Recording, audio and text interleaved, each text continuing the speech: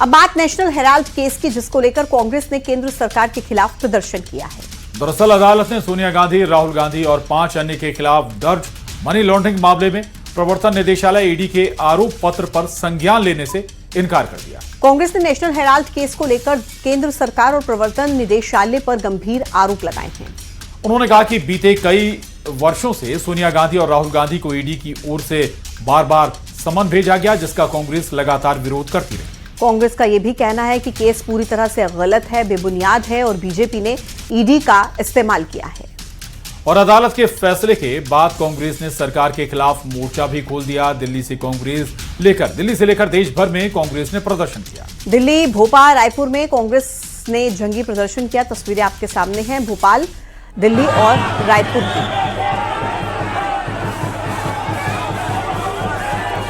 ये तस्वीरें।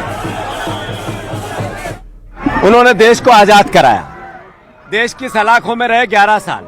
इंदिरा जी को गालियां दी, उन्होंने देश के लिए छन्नियों से अपने आप को गुदवा लिया, गोलियों से गुदवा लिया।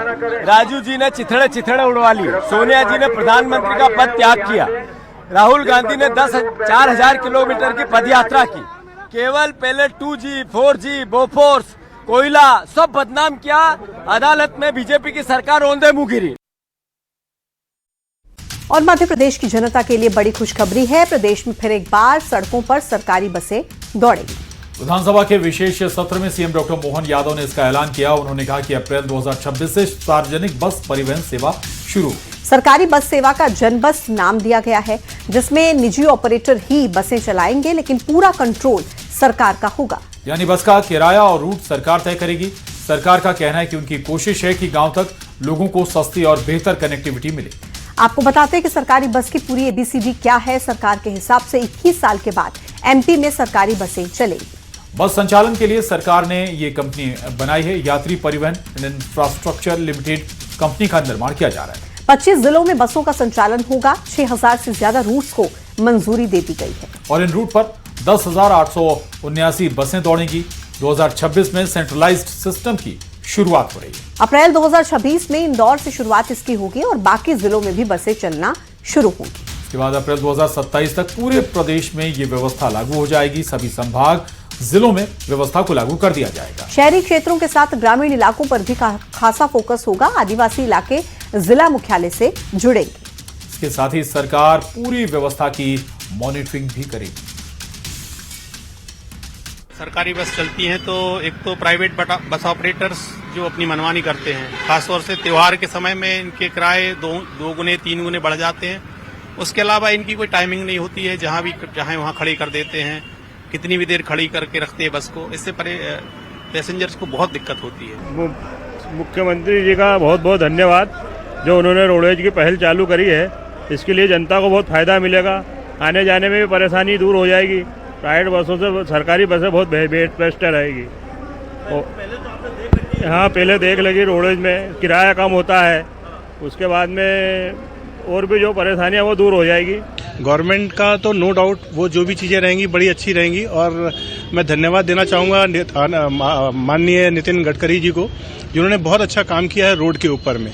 तो ये बहुत अच्छी पहल है सरकार की और मध्य प्रदेश शासन की कि वापस से वो रोड परिवहन को, जो राज्य परिवहन की बसें हैं, इनको शुरू कर रहे हैं। और मनरेगा का नाम बदलने पर MP में सियासत गर्मा गई है। भोपाल में विधानसभा परिसर में कांग्रेस विधायकों ने जमकर प्रदर्शन किया। बीजेपी के खिलाफ नारेबाजी की। इस दौरान कांग्रेस के विधायकों ने कहा कि गांधी जी का अपमान बर्दाश्त नहीं करेंगे। और नाम बदलकर राम जी करना सही बात नहीं है। वहीं कांग्रेस के आरोपों पर पलटवार करते हुए बीजेपी विधायक रामेश्वर शर्मा ने कहा कि कांग्रेस को राम के नाम से एलर्जी। पीएम मोदी के दिल और मन में गांधी जी बसे हैं। दरअसल केंद्र सरकार ने मनरेगा का नाम बदलकर जी राम जी कर दिया है, जिसके बाद से हंगामा मचा हुआ है। कल संसद के अंदर और बाहर विपक्ष ने जमकर प्रदर्शन किया था और सरकार से बिल वापस लेने की मांग की। विपक्ष का आरोप है कि गांधी सरनेम को लेकर सरकार को परेशानी है और इसीलिए इसका नाम बदला गया।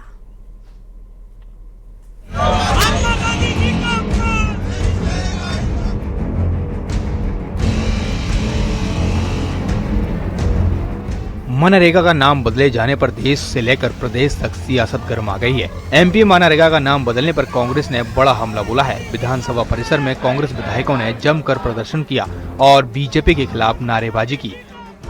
तरीके से नाम बदला गया, उसको लेकर आप देख सकते हैं कि कांग्रेस के तमाम जो विधायक हैं वो यहाँ पर प्रदर्शन कर रहे हैं और सीधे तौर पर ये कह रहे हैं कि महात्मा गांधी की विचारधारा को खत्म करने का प्रयास जो है वो यहाँ पर किया जा रहा है। कांग्रेस विधायकों का कहना है कि महात्मा गांधी जी का अपमान बर्दाश्त नहीं किया जाएगा। मनरेगा का नाम बदलकर जी राम जी करना सही नहीं है। कांग्रेस के आरोपों पर पलटवार करते हुए बीजेपी विधायक रामेश्वर शर्मा ने कहा, कांग्रेस को राम के नाम से एलर्जी है। पीएम मोदी के दिल और मन में गांधी जी बसे हैं। कोई गरीबों के लिए बहुत उत्थान वाला काम करते तो हम स्वागत करते। हमारी बनी हुई योजना, यूपीए की बनी योजना का नाम बदलकर राम जी के नाम पे करना, ये कोई ठीक है? इनको कुछ करना तो है नहीं, यही काम करना है कि विवाद कैसे खड़ा हो, केवल विवाद करना, आपस में बांटना, ये इनका काम है, वही कर रहे हैं। मोदी जी गांधी जी के राम राज को जमीन पर उतारने के लिए निरंतर मेहनत कर रहे हैं और इसलिए गांधी जी के स्वप्न और गांधी जी का संस्कार ये भारतीय जनता पार्टी का मूल है। कांग्रेस को राम से इतनी एलर्जी क्यों है? कांग्रेस राम विरोधी क्यों होती जा रही है? कांग्रेस को राम क्यों सताने लगे हैं? अरे मैं कांग्रेसी मित्रों से हाथ जोड़कर कहना चाहता हूं, बिना राम के तो इस देश में कुछ नहीं हो सकता। राम ही है जो सृष्टि का नायक है। दरअसल केंद्र सरकार ने मनरेगा का नाम बदलकर जी राम जी कर दिया है। अब इसका पूरा नाम विकसित भारत गारंटी फॉर रोजगार और आजीविका मिशन ग्रामीण कर दिया गया है।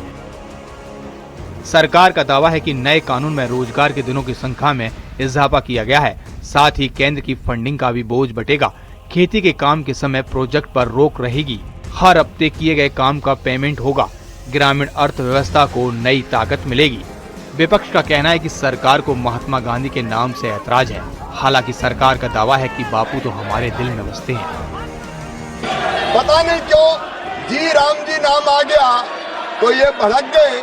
महात्मा गांधी स्वयं राम राज्य की स्थापना की बात करते थे और उनके अंतिम शब्द भी हे राम थे।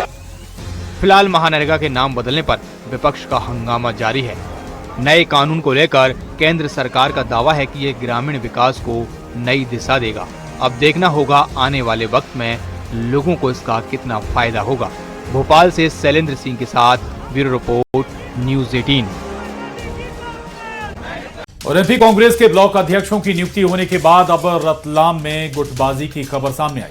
रतलाम जिला अध्यक्ष हर्ष विजय गहलोत ने लिस्ट जारी होते ही जिला अध्यक्ष पद से इस्तीफा दे दिया है। प्रदेश अध्यक्ष जीतू पटवारी को भेजे गए इस्तीफे में हर्ष विजय गहलोत ने सैलाना विधानसभा क्षेत्र में पूरा समय नहीं दे पाने का हवाला दिया। लेकिन पार्टी के अंदर ही ब्लॉक अध्यक्षों की नियुक्ति में अनदेखी को इसका कारण बताया जा रहा है और हर्ष विजय गहलोत के विधानसभा क्षेत्र सैलाना से सुरेश डिंडोर को ब्लॉक अध्यक्ष बनाया गया है, जो हर्ष विजय के विरोधी माने जाते हैं।